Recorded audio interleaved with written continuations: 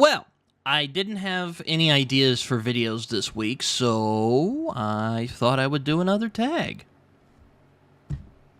Let's get into it before too long, shall we? Hello, everyone. Britton here, also known as Some Okie Dude, and I'm back with another tag, the reader profile tag. To be more specific, I was tagged by not one, but two people.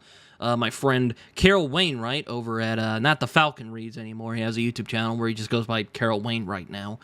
But yes, he tagged me in this, and I guess I forgot about it. But then my friend Jason Fuhrman did a video where he did his reader profile tag, and he also tagged me, so I'm like, why not? Why shouldn't I do this? So, yeah, today you're going to learn about reader profile, what I think makes a good book, what I'm currently reading, and all sorts of other very piercing, deep, philosophical questions about reading. So I shouldn't go on for too much longer. Let's get into it before too long. So, yeah. First question I have here is, what for you makes a good book? Now, I had to think about this for a while, because I generally get kind of irritated when I see people go like, oh, I'm a character first reader, or oh, I'm a theme first reader, or, whatnot. I mean, I should backtrack and say, if you do that, that's fine. I'm not saying you're wrong for doing that. I just personally don't like doing that, because I've had books that have come out and surprised me before. I thought I was a character first reader, and then I read a book that may not necessarily have characters at the forefront, but there was something else about it that really pierced the veil for me. So, yeah, when I think of a book or any form of art, I try to think about it holistically. What I mean by this is I often think about how a book or movie or show or comic or whatever I'm consuming, how it comes together with all of the elements, whether it be character, theme, the tone that it goes for, the atmosphere, if you will. Now, generally, I focus on things like character, theme, the style of the book, the tone that the book is going for, the atmosphere, what the book is trying to convey to the reader. So I find that if all of those come together in a very succinct, interesting, compelling, thought-provoking way, then I would say that is a very good book in my eyes. Very good piece of media in my eyes. So, yeah. That is my answer for number one. I generally try to think about the book as a whole. I don't generally. Well, there are specific things I focus on, such as the things I mentioned earlier. But generally, I try to view the book as a whole experience. I'm not really one who. I don't really like to dismiss a book out of hand because it doesn't do what I want it to do. Because I find that's a bit selfish, if you will. So I try to think of the book as a whole, and I try to think about how the book comes together, if you will. That's probably an easier way to put it. But anyway, that's my answer for number one. What for you makes a good book? So yeah, there you go. That's what I got. Number two, what are you currently reading? Well, I actually have my books and comics I'm reading over here, so I'll just show them off real quick.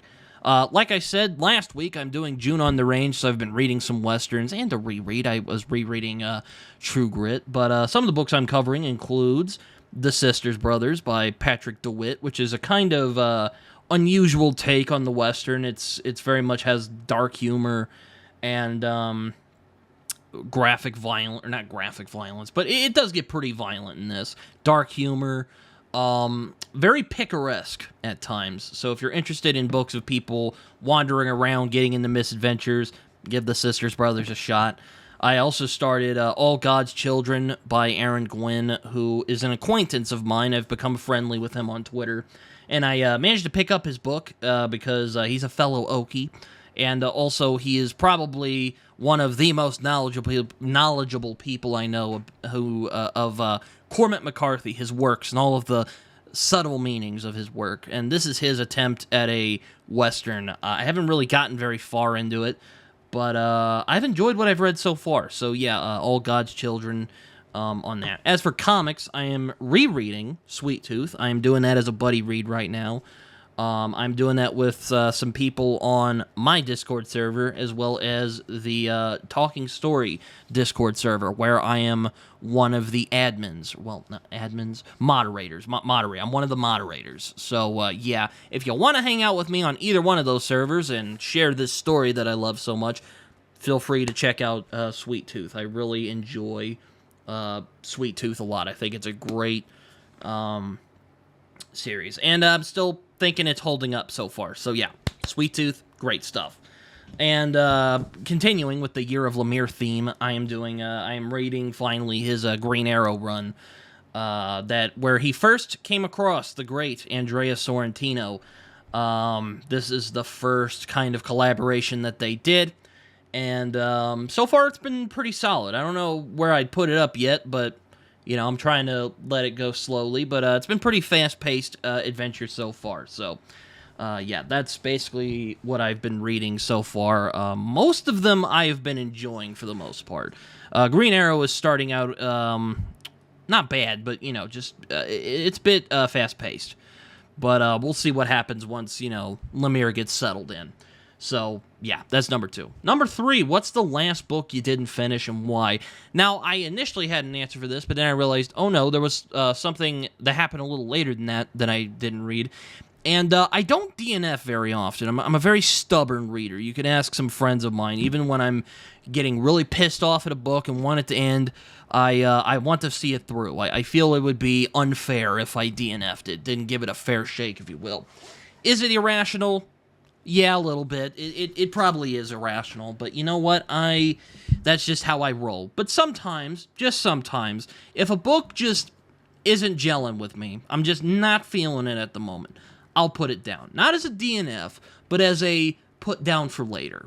So, yes, my recent put down for later book is The Underground Railroad by Colson Whitehead. I read it for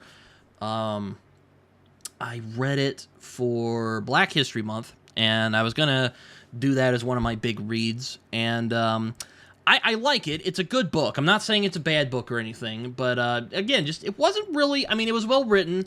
I was liking it, but I just realized I was kind of forcing myself to read it, and when I'm forcing myself to read something, that just takes away from my enjoyment. So I'm like, all right, I got to face facts. I don't really want to read this book right now, so I'm going to put it down, go back to it later, see how it, see how I react to it once I get into the gist of it. So, yeah, that is the last book that I didn't finish. And it wasn't because I thought the book was bad or I thought the book was just, whatever. It's a good book. It's well written. It definitely engages the emotions that it's supposed to. But it was just kind of... I was just forcing myself to read it, and I realized I have to put this down, or I'm probably going to just, burn out, and I don't want to do that. So, yeah, Underground Railroad by Colson Whitehead. I put it down, for later, and hopefully I'll get back to it at some point. I don't know when that'll be, but that is the last book that I didn't finish for reasons... hopefully I will pick it up later. So, hopefully. Yeah. It's been a long day, so let me get a drink. Okay, so number 4. I'm going to go to number 4 now because, I got through number 3. Number 4, what obscure book do you wish other people would read? This was hard because, I could have just mentioned The Vor again, but I'm like, I don't want to really bash people over the head with that book. I do recommend it. I think it's a fascinating book.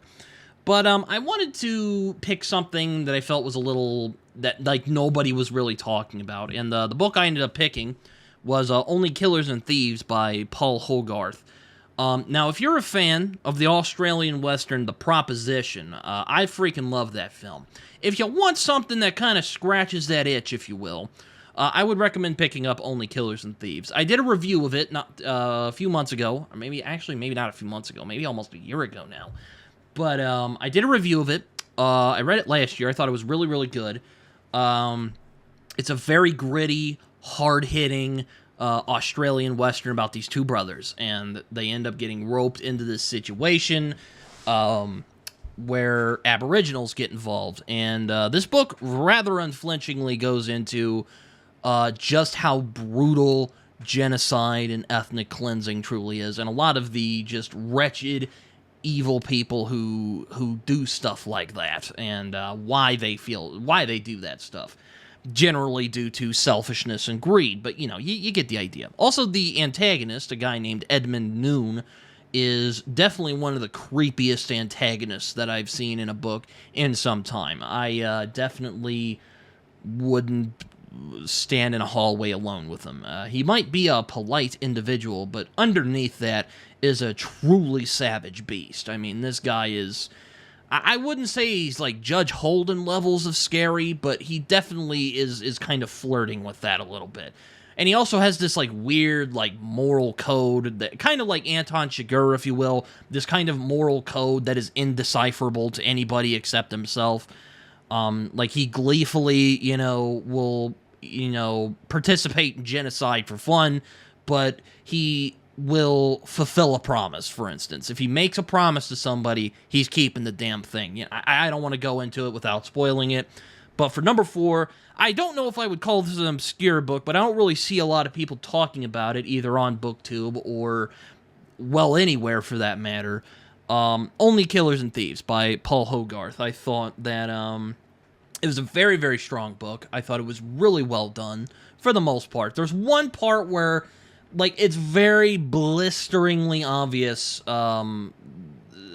There's a kind of who did this, and it's pretty obvious who did the certain thing that happens that sets the brothers on their path. So yeah, that was the only drawback. But aside from that, fantastic book. I think it's underrated.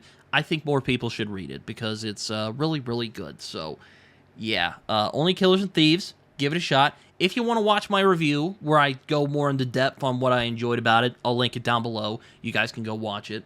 So yeah, moving on to question 5. This is going on a lot more quickly than I thought it would. Anyway, number 5, what's the longest book you've ever read? This was kind of hard, because I tend to not struggle, because I've read some chunky books, as you're about to see with this answer, but it was kind of hard for me to pick the longest book that I've ever read, because generally I tend to hesitate a little when reading long books. I generally have to prepare myself mentally to do a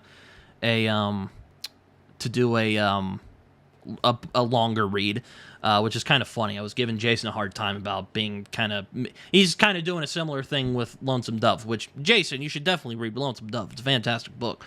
But I get it. I have to mentally prepare myself to read a longer book. So I get it. So the longest book I've probably read is probably a mix-up between, well, I'll have 2 books by Stephen King, which is It and The Stand. Those are pretty long. And then last year I read Jonathan Strange and Mr. Norrell, which was fantastic. I thought was really brilliant. Very long as well. But I don't know if it's the longest book I've ever read, but those are like some of the longest books that I've read. I could mention something like Tale of Two Cities, but I think that's only like 600-something pages, which, yeah, I mean, that's solidly beefy, that's like, how would I describe it? I described it to my mom once, because she's always like, how do you read all these long books? And I'm like, well, I don't think something like 300 or 400 pages is that long. Now, if it's 800 pages, that's a bit long, so I'd say 600 is like kind of reasonably long. Not too long, not too short, reasonably long. So we'll put it in the reasonably long section. I've read a couple books like that. But as for longest books I've ever read, it's kind of a toss-up between those 3. So yeah, It and The Stand. I was kind of hesitant to count them because they're not, I wouldn't say, like, Stephen King is not a very difficult read. He has a very approachable style. Jonathan Strange and Mr. Norrell is a little harder because she's pulling from older, types of literature, like from the 18th century. But I also think it's mostly approachable. You can go into Jonathan Strange and Mr. Norrell blind, and you could enjoy the experience. I definitely did. Though it did take me a minute to get adjusted to the book style, for sure. I mean, it's a very older style, so there you go, that she's emulating. So, yeah, number 5, it's a toss-up between those 3 books. Number 6, if you could have a dinner party with 5 fictional characters, who would they be? That was an interesting question, because there was a lot of people I could think up. And the people I brought up I hope that would be a lot of fun. So, yeah, let's get into it. First one, funnily enough, I brought up Lonesome Dove. First one I would have is Augustus Gus McCrae. I say it with that accent because it just sounds a lot better. I would definitely have Gus from Lonesome Dove. He definitely seems like the type who, well, not just seems, he is definitely the type. He would have a lot of fun stories. I definitely would love to hear him regale me with stories of his adventures while he was a Texas Ranger. In that similar vein, I had Locke Lamora and John Tannen from the Gentleman Bastard sequence. Similar reason to Gus McCrae. I feel like they would have a lot of really fun stories from their adventures that they've had. I definitely would probably hang out with John more than Locke. Locke just seems like a lot for people. He's one of those people who's like very boisterous and kind of like, oh, look at what I could do, you know? He can be ostentatious, if you will. The next person I would have is probably keeping with the fantasy theme, Tyrion Lannister. He's probably my favorite character in fantasy. I would say. I really enjoy his sense of humor. I probably would enjoy his sense of humor, and I think we would bond over our similar limitations, if you will. You know, he's a dwarf, a small person. That's the PC term now. I have autism, so I think we would see common ground because we've both struggled with things that we can't really control. Now, luckily, I have not been in an abusive situation like Tyrion Lannister has, but I think he would be a lot of fun to hang out with. Just so long as you keep the wine coming. He would probably be, you know, he'd be a fun drinking buddy. All four of these people would be good drinking buddies. Last one, I kind of went back to comics, and that is Batman. I'm a big Batman guy. He probably would be a lot grimmer than the four other people I have on, but he probably would have a lot of wisdom and things to say about the state of the world, so I would definitely have Batman as my fifth. I did think about putting another person, but, you know, those are all five people I would hang out with. So, yeah. So I could have a dinner party with 5 fictional characters. Those 5 people would be who I'd have on. So, moving on. Number 7, what is one book you could not put down? I thought about it recently, and it's kind of funny because Only Killers and Thieves was one that was kind of hard to put down, but the most recent one that was really hard for me to put down, and I'm not saying this for brownie points, so don't come in the comments, but it is Phased by Tori Tech, and I really enjoyed that book a lot. I thought definitely one of the strongest books I've read this year. I won't repeat myself just, you know, because I already kind of brought it up in my wrap-up where I discussed reading Phased, and also some of the other things I already said about it, but that book really surprised me. It's, on the one hand, it's a really strong, like, teen drama about 2 sisters who are trying to make it in a world that, you know, doesn't really understand them. On the other hand, they're werewolves, so, you know, that makes things much more complicated, of course. And they live in a world where werewolves and humans don't quite mesh well together. There was some stuff that happened in the backstory. I won't really go into that. But so really where it surprised me was its themes of systematic abuse and trauma and how we overcome trauma through the connections that we make with other people. That really surprised me. I was not really expecting that from this kind of YA-ish story of these teen girls, these teen sisters trying to make it through a world that, you know, doesn't really understand them all that much. But it was also just a really damn good ripping yarn. I really enjoyed the crap out of it. I just sped through that thing, and it was really hard for me to put down. Similar note, another indie book, my friend Molly Macabre very kindly gave me a copy of Dark Bloom, which is her post-apocalyptic romance book. That was another one I just freaking sped through. I was not expecting it to hold my attention as much as it did. It was really, really strong stuff. I mean, do I have some issues with it? Sure. There are some flaws that I think kind of hold it back a little bit. But generally, it was just a really good story with fun characters that I really liked and want to see more of. So, yeah, I really enjoyed. But going back to Phased, I really enjoyed Phased. I thought Phased was surprising in a very good way. I'm not trying to say that when I say stuff like that, I'm not trying to say like I thought this book was going to be bad. But this book definitely surprised me. It definitely... I thought it was going to be kind of a teen drama. I thought there would be some angst about being a werewolf. Was not expecting what I ended up getting. So, Tori, if you watch this, thanks for writing Phased. It was a fantastic book.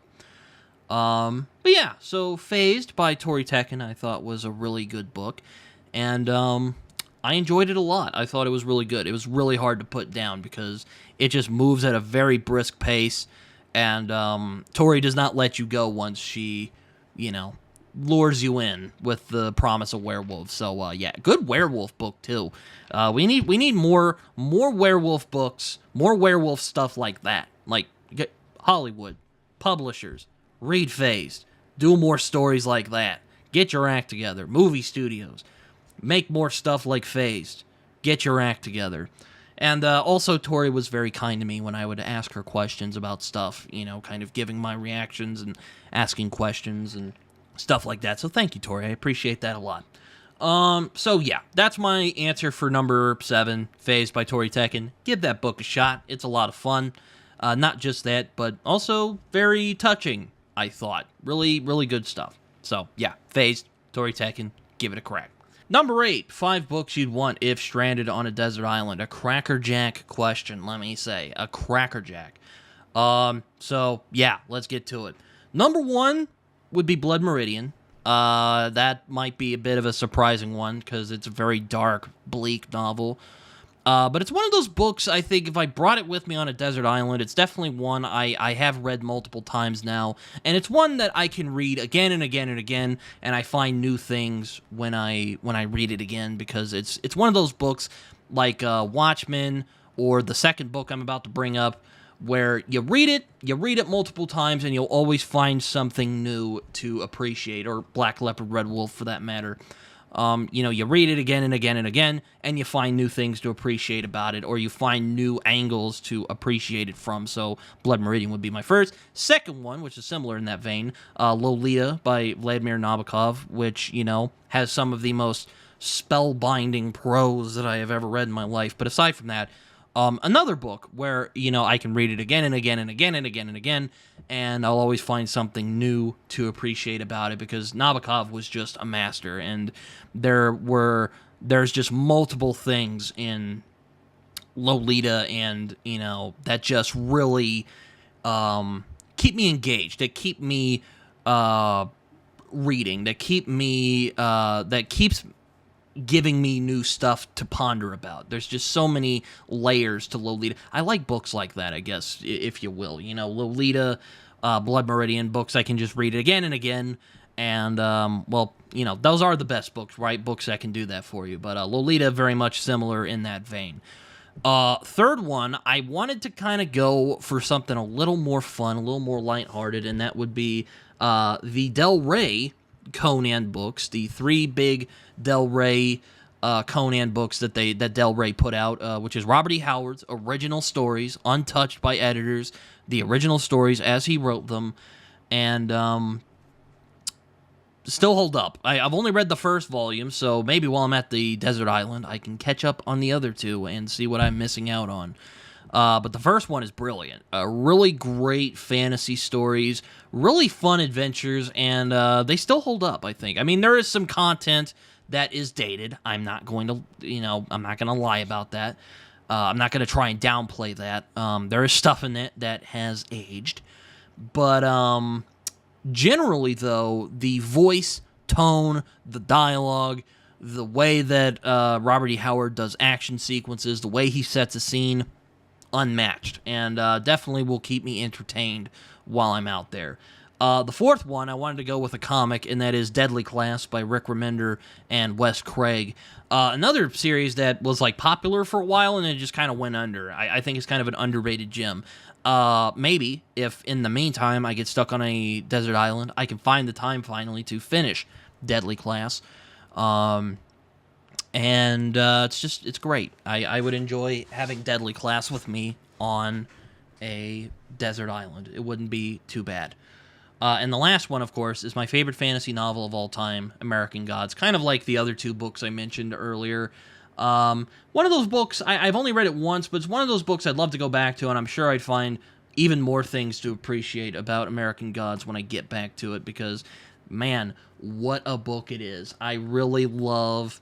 And it's also one of those books, kind of like Lolita in a way, without the pedophilia, but it's very leisurely. It's a very leisurely book. You can kind of just get lost in what's going on with the characters, with the story, with, there's a lot of traveling. Lolita is also kind of a travel book. So yeah, it's a fun travel narrative. It's a great fantasy novel. It's a really compelling exploration of myth, history, culture, and how we relate to myth, and I'm sure I would find new things to appreciate about American Gods when I read it again on a desert island. God forbid, because you know what I would do? I would probably want more new books. So, there you go. Those are the 5 books. Technically 8, because I brought up the Del Rey Conan editions, which are 3 books, but 5 books that I would bring with me to a desert island. So, there you go. Books and comic, I should say. Books and comic. Last question here, number 9. If you were to write a book, what would it be about? Well, joke's on you, question, because I already wrote a book. It's called A Plague of Nightmares. I haven't put it out yet because, reasons. I'm still editing the damn thing, as I like to say. If you want, my friend Jason and I went over the first chapter of the book. Well, I edited it, but I let Jason read it, and he critiqued it. He gave me some feedback. I'll link that down below if you guys want to watch that. Yeah, I'm hoping to put out A Plague of Nightmares at some point in the near future. I haven't said anything specific yet because I don't want to get everyone's hopes up, and then I'm like, I have to push it back, and everyone gets mad at me. I don't want that. So, yeah. I wrote a book. It's called A Plague of Nightmares, and it's a dark fantasy novel. Not a grim dark, a dark fantasy about a small-town mystery, and it has warrior Puritans in it, and it has a lead character who's kind of a gruff, PI type. So I guess if I wrote a novel, it would look something like that. So there you go in terms of my... that's what I would write. But there's tons of other things I would like to write, too, so... maybe someday. So, yeah, that's kind of all I have for the questions. Those are all the questions that I've gotten today. Now, for people to tag. I only have 2 today that I'm going to tag. I don't have my usual suspects in people like Raph. I decided to give Raph a break on the tagging, so I'll get you next time, Raph. Jason and Carroll, they tagged me first, so they got payback on me. And so I will tag my good friend, Zachary Shea. He's a good dude. He's a pretty fun dude. Check out his channel. He's pretty underrated. Though, I say that, and he has more subscribers than I do. Does it make sense? Not really. Next one is my good pal, iSamwise. Good friend of the channel. Good friend of mine. Happy to call him a friend. Cool dude. I'm sure he would have some really fun answers to these. I think both of them would. I know Sam doesn't usually do tags all that much, but I would like to see him do this tag. I think he would have fun with it. So, yeah. That's it. This went a lot, like I said before, it went a lot more quickly than I thought it would. I thought this would take time. That's why I have the StreamYard set up today. But, yeah, so that's all I have for today. Hope you guys enjoyed this video. Hope you guys enjoyed this tag. I don't do tags very often, but sometimes if I don't have any video ideas, I'll just do the tag and whatnot. But hopefully if you guys enjoyed this, you can find me on social media. I am on Twitter. Pure fucking stubbornness, I'm on there, but I'm on there. You can find me on Goodreads and Letterboxd, where I write reviews. They're probably more coherent than the one you just heard right now. You can also find me on Instagram and Blue Sky. I'm getting used to Blue Sky. I'm starting to get used to Blue Sky. But I haven't quite gotten there yet. But yeah. So yeah, that's all I have. Like, subscribe, comment, do all that stuff. I'd love to hear from you guys. As my buddy John Mint likes to say, it feels good when you press that like and subscribe button. So, yeah, that's all I have for today. Hope you guys enjoyed this, and until next time, see you guys later. Bye-bye.